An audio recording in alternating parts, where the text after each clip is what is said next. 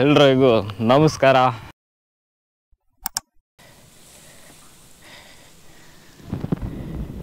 ಒಂದ್ಸಲ ಹೊಡಿದ್ರೆ ಸೀದಾ ಕೆಳಗಡೆ ಆಗಿದೆ, ಚೆನ್ನಾಗಿದೆ.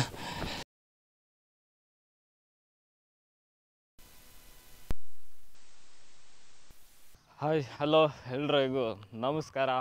ನಾವಿವತ್ತು ಒಂದು ಟ್ರೆಕ್ಕಿಂಗ್ ಪಾಯಿಂಟು ನನಗೆ ತುಂಬ ಇಷ್ಟ ಆಯಿತು. ಯಾಕೆಂದರೆ ನಾನು ಸೋಲೋ ಟ್ರಾವೆಲ್ ಮಾಡಿದ್ರೆ ಆಲ್ಮೋಸ್ಟ್ ಹೋಗೋದು ಟ್ರೆಕ್ಕಿಂಗ್ ಪಾಯಿಂಟ್ಗಳಿಗೆ. ಬೆಂಗಳೂರಿಂದ ತುಂಬ ದೂರ ಏನಿಲ್ಲ.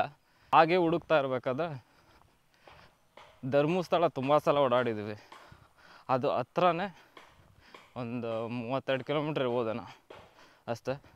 ಒಂದು ಒಳ್ಳೆ ಟ್ರೆಕ್ಕಿಂಗ್ ಮಾಡೋಂಥ ಜಾಗ ಸಿಕ್ತು. ಆ ಜಾಗ ಯಾವುದು ಅಂದರೆ ಗಡಾಯಿಕಲ್ಲು ಅಂತ. ಗಡಾಯಿಕಲ್ಲು ಬ್ಯಾಂಗ್ಳೂರಿಂದ ನಿಮಗೆ ಧರ್ಮಸ್ಥಳ ಬಂದು, ಧರ್ಮಸ್ಥಳದಿಂದ ಬೆಳ್ತಂಗಡಿಯಿಂದ ನೀವು ಗಡಾಯಿಕಲ್ಲಿಗೆ ಬರ್ಬೋದು. ತುಂಬ ಈಸಿನೇ, ನಿಮಗೆ ಎಲ್ಲ ರೂಟು ಬಸ್ಗಳು ಈಸಿಯಾಗಿ ಸಿಗುತ್ತೆ. ಒಂದು 1 ಅವರ್ ಜರ್ನಿ ಮಾಡಿದ್ರೆ ಒಂದೊಂದು ಸ್ಟಾಪಿಂದ ಧರ್ಮಸ್ಥಳದಿಂದ ತುಂಬ ಹತ್ರನೇ. ಈ ಪ್ರೈವೇಟ್ ವೆಹಿಕಲಲ್ಲಿ ಬರ್ತೀನಿ ಅಂದರೆ ಅದು ಕೂಡ ಈಸಿನೇ.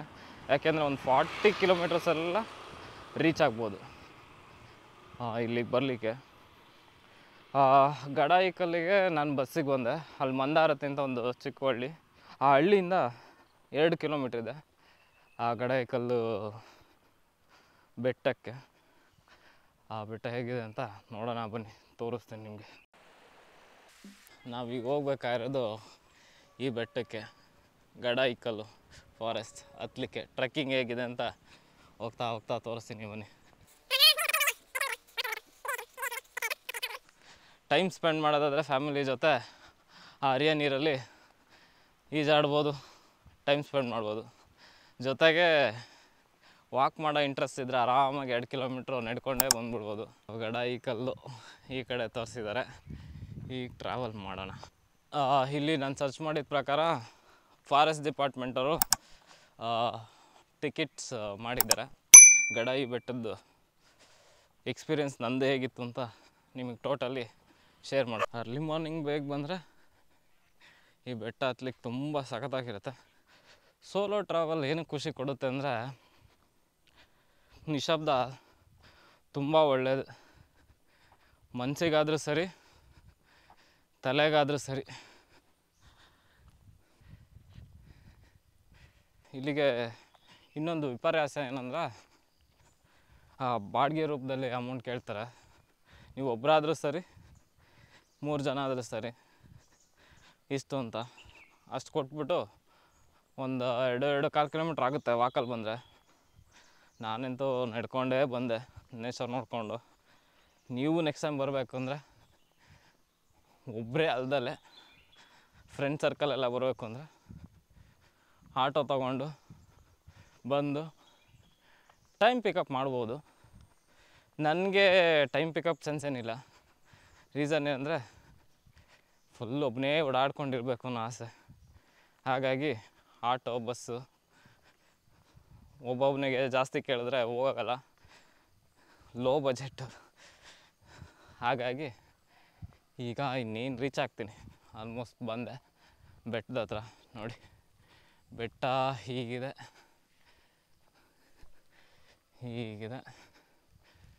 ಬೆಟ್ಟ. ಅಲ್ಲಿ ನೋಡ್ತಾ ಇದ್ರೆ ಹತ್ತಲಿಕ್ಕೆ ಭಯ. ಫುಲ್ಲು ಬಂಡೆಗಳದು, ಬಿಸಿಲು. ಬೇಗ ಹತ್ತಿ ಬೇಗ ಇಳಿದಷ್ಟು ನಮಗೆ ಒಳ್ಳೆಯದು. ಇಲ್ಲ ಅಂದರೆ ಮಧ್ಯಾಹ್ನ ಅಲ್ಲೇನು ಸಿಗಲ್ಲ, ವೇಸ್ಟು. ಹಾಗಾಗಿ ಟ್ರೈ ಮಾಡ್ತೀನಿ, ಎಷ್ಟಾಗುತ್ತೋ ಸ್ಪೀಡಾಗಿ ಹತ್ತಿ ನಿಮಗೆ ಟಾಪ್ ವ್ಯೂ ತೋರಿಸ್ತೀನಿ ಬನ್ನಿ. ಟಿಕೆಟ್ ತೊಗೊಬೇಕು. ಅಲ್ಲಿಗೆ ಬಂದಿದ್ದೀನಿ. ಆ ಬೆಟ್ಟದ ಮೇಲೆ ಕಟ್ಟಲಿಕ್ಕೆ ಟಿಕೆಟ್ ತೊಗೊಬೇಕು.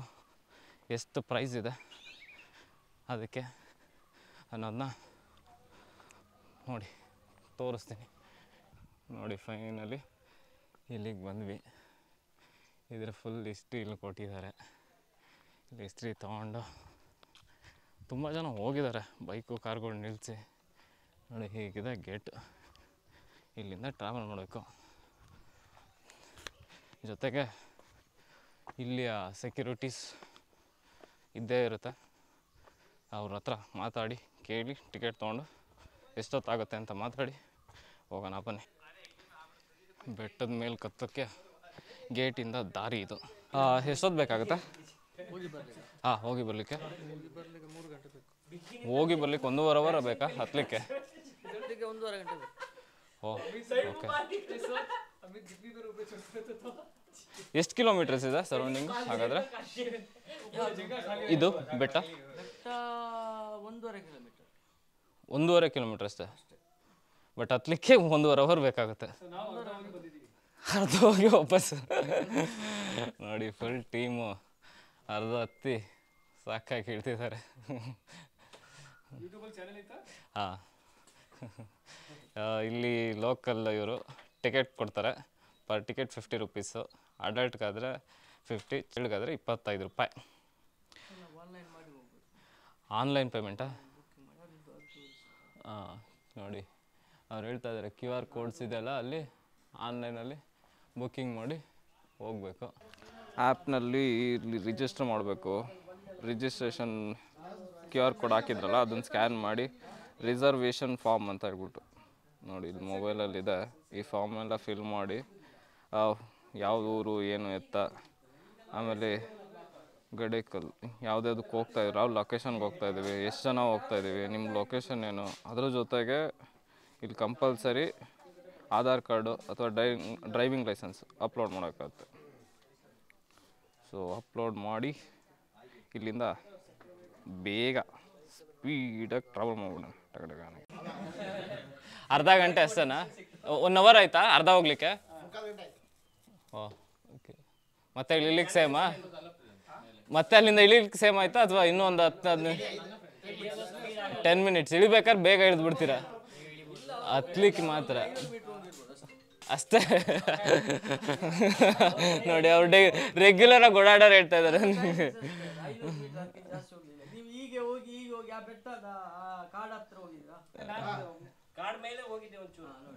ಅಲ್ಲಿಗೆ 500 ಮೀಟರ್ ಆಗುತ್ತೆ.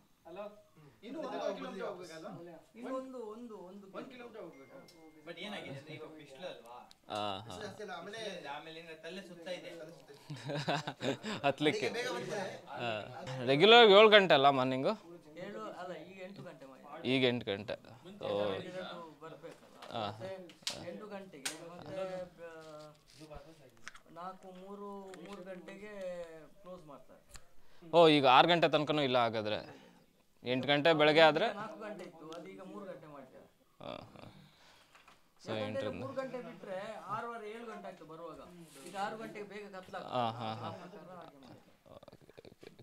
7 ಗಂಟೆಗೆ ಇದಾದ್ರೆ ಮಾಡ್ಬೋದು.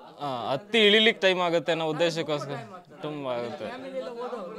ನಿಧಾನ ಹತ್ತಿ ಹುಡುಗರೆಲ್ಲ ಹೋದವ್ರು ಬರ್ತಾರೆ, ಆ ಟೈಮಿಂಗ್ಸ್ ಅವ್ರು ಇದು ಮಾಡ್ತಾರೆ. ಇವರಿಗೆ ಬರ್ತೇವೆ ಅಂತ ಹೇಳಿ 2-3 ಗಂಟೆ ನಾವು ಕಾದದ್ದು. ಒಂದೊಂದ್ಸಲ ಏನ್ ಮಾಡ್ಲಿಕ್ಕೆ ಆಗುದಿಲ್ಲ, ಯಾಕಂದ್ರೆ ಇಲ್ಲಿ ಎಲ್ಲರೂ ಬರದೆ ನಾವು ಇಲ್ಲಿ ಬೀಗ ಹಾಕಿ ಹೋಗ್ಲಿಕ್ಕೆ ಆಗುದಿಲ್ಲ. ಕರೆಕ್ಟ್. ಇಲ್ಲಿ ಫಾರೆಸ್ಟ್ ಬುಕಿಂಗ್ ಮಾಡಿರ್ತಾರೆ, ಯಾರು ಎಷ್ಟು ಜನ ಹೋಗಿದ್ದಾರೆ ಅಂತ ಅವ್ರು ಬಂದ ಮೇಲೆ ಸೈನ್ ಮಾಡಿ ಹೋಗ್ಬೇಕು. ನೀವು ಸುಮ್ಮನೆ ಟಿಕೆಟ್ ಕೊಟ್ಟು ಸುಮ್ಮನೆ ಕಳಿಸಿ ವಾಪಸ್ ಇಲ್ಲ. ಆನ್ಲೈನ್ ಮಾಡಿದ ಮೇಲೆ ನಿಮ್ದು ಅಲ್ಲಿ ಬುಕಿಂಗ್ ಆಗಿರ್ತದ. ಹೌದು, ಇಲ್ಲಿ ಟಿಕೆಟ್ ಕೊಡ್ತೇವೆ ನಾವು. ಟಿಕೆಟ್ ಕೊಟ್ರೆ ಯಾರಾದ್ರೂ ಚೆಕಿಂಗ್ ಎಲ್ಲ ಬಂದ್ರೆ ಆ ಟಿಕೆಟ್ ನೋಡ್ಲಿಕ್ಕೆ ಆಗ್ತದೆ. ಮತ್ತೆ ಇಲ್ಲಿ ರಿಜಿಸ್ಟರ್ ಎಲ್ಲ ಚೆಕ್ ಮಾಡ್ತಾರೆ. ಆ ರಿಜಿಸ್ಟ್ರಿಗೆ ಮತ್ತು ಈ ಟಿಕೆಟ್ ಪುಸ್ತಕಕ್ಕೂ ಕರೆಕ್ಟ್ ಆಗಿರ್ಬೇಕು. ಇದು ಸರಿ. ಈಗ ನಮ್ಮ ಬ್ರದರ್ಸ್ ಎಲ್ಲ 1 ಅವರ್ ತೊಗೊಂಡಿದ್ದಾರೆ. ಆಲ್ಮೋಸ್ಟ್ ನಾನು ತೊಗೊತೀನಿ ಅಂತ ಅನ್ಕೊತಾ ಇದ್ದೀನಿ, ಜೊತೆಗೆ ಟ್ರಾವೆಲ್ ಮಾಡ್ತೀನಿ, ನೋಡೋಣ ಎಷ್ಟು ಅಟೆಂಪ್ಟ್ ಮಾಡ್ತೀನಿ ಅಂತ. ಈ ಲೊಕೇಶನ್ಗಂತೂ ತುಂಬ ಜನ ಬರ್ತಾರೆ ಟ್ರೆಕ್ಕಿಂಗ್. ಜಾಗ ಇಲ್ಲ ಅಂದರೆ ಸರಿಯಾಗಿ ರಸ್ತೆ ಇಲ್ಲ. ಇದಿರೋದು 1.5 ಕಿಲೋಮೀಟ್ರ್ ಅಷ್ಟೇ ದೂರ, ಆದರೆ ಇದು ಹತ್ತಲಿಕ್ಕೆ 1.5 ಅವರ್ ಬೇಕಂತೆ. ಹಾಗಾಗಿ ನಾವು ನಿಧಾನಕ್ಕೆ ಹತ್ತಿದ್ರು ಸ್ಪೀಡಾಗಿ ಹೋಗ್ತೀನಿ. ಬನ್ನಿ ಹೇಗಿದೆ ಅಂತ ಜಾಗ ತೋರಿಸ್ತೀನಿ.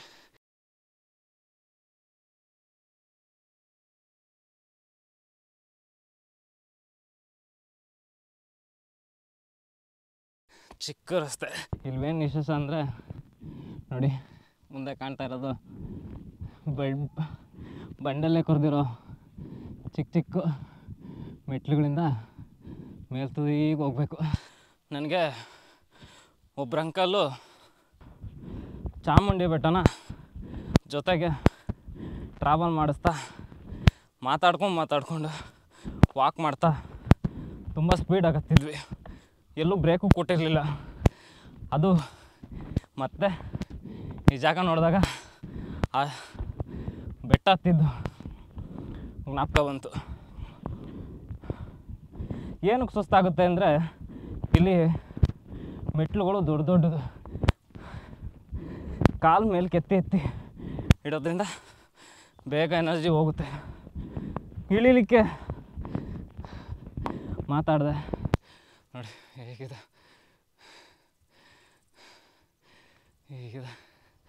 ಬೆಟ್ಟ.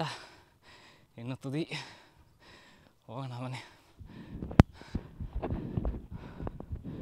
ಬೇಗ ಹತ್ತಿ ಬೇಗ ಹಿಡಿದು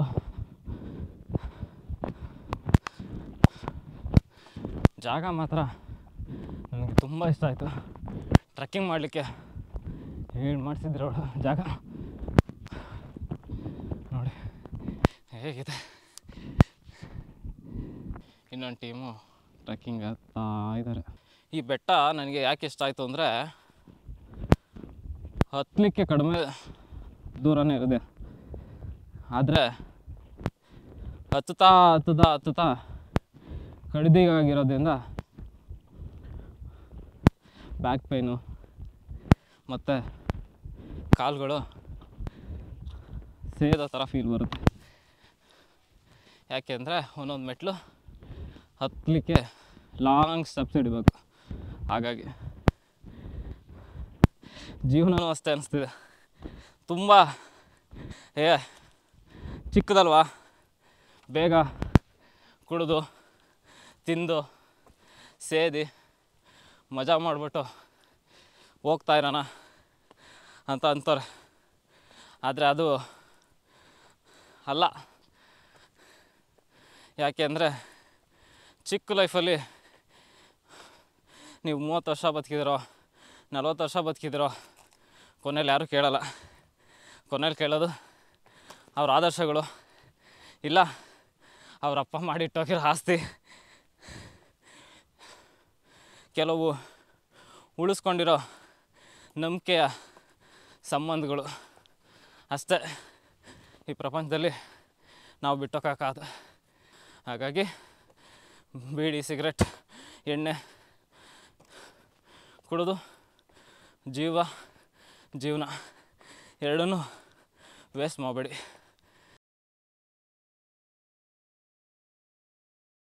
ಈ ಕೋಟೆ ಕಟ್ಟಿದ್ದು ಬಿದ್ದೋಗಿರೋ ಜಾಗಗಳು ಚೆನ್ನಾಗಿದೆ. ಆದರೆ ಹುಡುಗರು ಹೇಳಿದಾಗ ಸುತ್ತಿ ಬೆಳೆಸಿ ಹೋಗಿರೋದ್ರಿಂದ ದೂರ ಜಾಸ್ತಿ ಇದೆ. ಈಗೊಂದು ಸ್ವಲ್ಪ ಸಮತಟ್ಟು ಬಂತು. ಇಷ್ಟೋ ತನಕ ಕಡ್ದೀಗಿತ್ತು ಜಾಗ. ಆದರೆ ಮಹಾರಾಷ್ಟ್ರದಿದೆಯಲ್ಲ ಒಂದು ಕ್ಲಿಪ್ಪು ಯೂಟ್ಯೂಬಲ್ಲಿ ನಿಮ್ಮ ಈ ಸೈಡಲ್ಲಿ ಹಾಕಿದ್ದೀನಿ ನೋಡಿ, ಆ ಥರದ ಜಾಗ ಈ ಫೋಟೋಲ್ಲಿದೆ ನೋಡಿ. ನಾನು ಹೇಳಿದ್ನಲ್ಲ, ಮಹಾರಾಷ್ಟ್ರದಲ್ಲಿರೋದು ಒಂದು ಕಲ್ಲಿನ ಪ್ಲೇಸ್ ಇದೆಯಲ್ಲ, ಆ ಬಂಡೆಗಳಲ್ಲೇ ಕೆತ್ತಿರೋಂಥದ್ದು ದಾರಿ ಹೋಗ್ಲಿಕ್ಕೆ. ಅದೇ ರೀತಿ ನೋಡಿ ನಮ್ಮ ಕರ್ನಾಟಕದ ಗಡಾಯಿಕಲ್ ಅಲ್ಲಿ ನೋಡಿ, ಹಳೆ ಕಾಲದ ಬ್ರಿಟಿಷ್ ಕಾಲದ ಪಿರಂಗಿ ಬಿತ್ತು ಬೀಸಾಕವ್ರೆ. ಆದರೆ ಅದ್ಭುತ. ಈ ಜಾಗಗಳನ್ನ ಮಳೆಗಾಲದಲ್ಲಿ ನೋಡಿದ್ರೆ ಆಗ ಖುಷಿನೇ ಬೇರೆ. ಮುಂದಿನ ಸಲ ರೈನಿ ಸೀಸನಲ್ಲೇ ಬರ್ತೀನಿ ಈ ಜಾಗ ನೋಡಲಿಕ್ಕೆ. ಬನ್ನಿ ಹೇಗೆಲ್ಲ ಹತ್ತಿ ಕೊನೆಯ ವ್ಯೂ ಪಾಯಿಂಟ್ ನೋಡಿ ಎಷ್ಟು ಬೇಗ ಆಗುತ್ತಾ ಹಿಡ್ದು ಇನ್ನೊಂದು ಜಾಗಕ್ಕೆ ಹೋಗೋಣ. ಬನ್ನಿ. ನನಗೂ ಅನ್ನಿಸ್ತು ನೀರು ಒಂದು ಬಾಟ್ಲಿದ್ರೆ ಸಾಕು ಗುರು, ಕೂಂತು ಕುಡ್ಕೊಂಡು ಹತ್ಬಿಡ್ತೀನಿ ಅಂತ.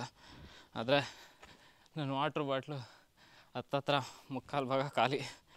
ಹಾಗಾಗಿ ಸ್ವಲ್ಪನೇ ಕುಡಿದು ಹಾಗೆ ಮೇಲೆ ಯಾರಾದರೂ ಇದ್ದರೆ ಅಣ್ಣ ಅಕ್ಕ ಒಂದು ಅರ್ಧ ಲೀಟ್ರ್ ವಾಟ್ರನ್ನ ಅದು ದಾನ ಮಾಡಿ ಅಂತ ಹೇಳಿಸ್ಕೊಂಡು ಕುಡಿದು ಒಂದು 1/4 ಗಂಟೆ ಅಲ್ಲೇ ಮಲಗಿ ಆಮೇಲೆ ರಿಟರ್ನ್ ಹೋಗೋಣ ವಾಪಸ್ ಕೆಳಗಡೆ.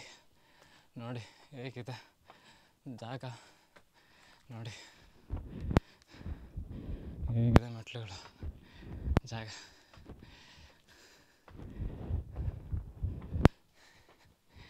ಈ ಬೆಟ್ಟ ಹತ್ತಿದ್ರೆ ಮಹಾರಾಷ್ಟ್ರದ ಬೆಟ್ಟದ ಥರನೇ. ನನಗಂತೂ ಅದೇ ಫೀಲ್ ಇದೆ. ನೋಡಿ ಕಡ್ದಿಯಾಗಿದೆ ಅಂತ ಬೆಟ್ಟ. ಚೆನ್ನಾಗಿದೆ ಫೋರ್ಟ್, ಚೆನ್ನಾಗಿದೆ ಜಾಗ ಮಾತ್ರ. ಬನ್ನಿ, ಮಿಸ್ಸೇ ಮಾಡಬೇಡಿ. ಇಂಥ ಜಾಗಗಳು ನೋಡ್ದಲ್ಲ ಸತ್ತೋದ್ರೆ ಏನು ಪ್ರಯೋಜನ. ಯಾರೋ ಒಬ್ಬ ದೊಡ್ಡ ಒಂದು ಮಾತು ಹೇಳಿದ್ದಾರೆ, ಮನೆಗಿನ್ನ ದೊಡ್ಡ ಜೈಲಿಲ್ಲ, ಖಾಲಿ ಜಾಗಕ್ಕಿನ್ನ ದೊಡ್ಡ ಬಂದು ಬಳಗ ಇಲ್ಲ. ಅಂದರೆ ಗೊತ್ತಿಲ್ಲದಿರೋ ಜಾಗಕ್ಕಿನ್ನ ದೊಡ್ಡ ಹೋದ್ಮೇಲೆ ಬಂದು ಬಳಗ ಆಗೋರಿಗೆ ಕಮ್ಮಿ ಇಲ್ಲ ಅಂತ. ಹೀಗಿದೆ ಕಡ್ದಿ ಫಾಲ್ ಹತ್ತಲಿಕ್ಕೆ. ಜೊತೆಗೆ ಒಂದ್ಸಲ ಹೊಡಿದ್ರೆ ಸೀದಾ ಕೆಳಗಡೆ ಆಗಿದೆ.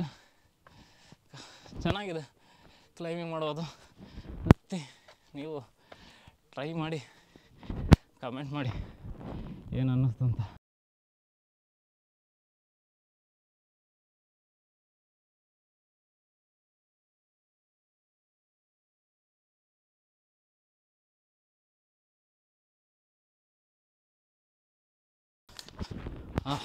ನೋಡಿ ಇವೆಲ್ಲ ಮುಗಿಸ್ಕೊಂಡು ಆಸ್ದೆಲ್ಲ ವಾಪಸ್ ಕೆಳಗಡೆ ಹೋಗ್ತಾಯಿದ್ದೀನಿ.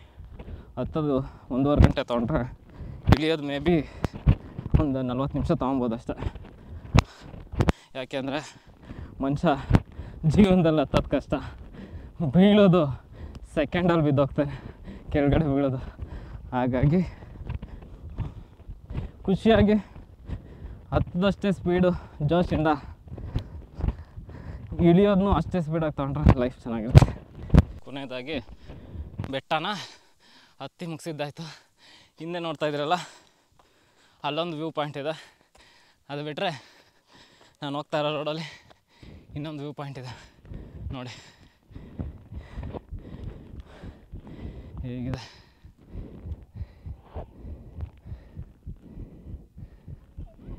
ಉರಿಯೋ ಬಿಸಿಲು ಹತ್ಕೊಂಡ್ಬಂದಿದ್ದು ಎಲ್ಲ ಹತ್ತಿ ನೋಡಿದ್ದಾಯಿತು.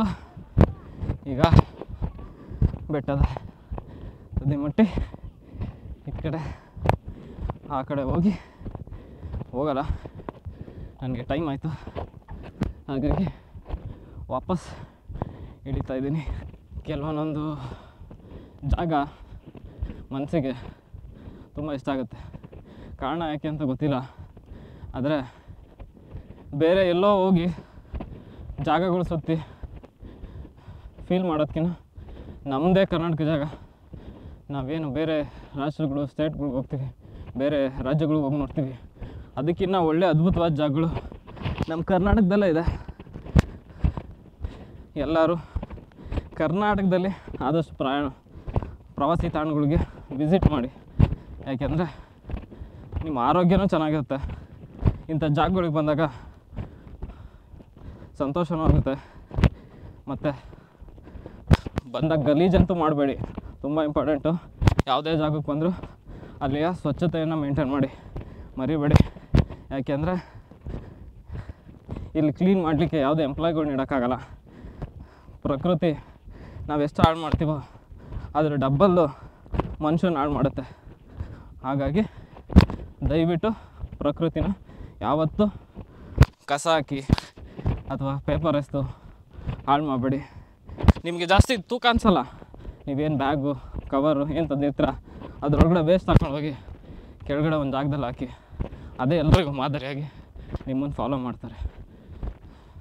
ಧನ್ಯವಾದ.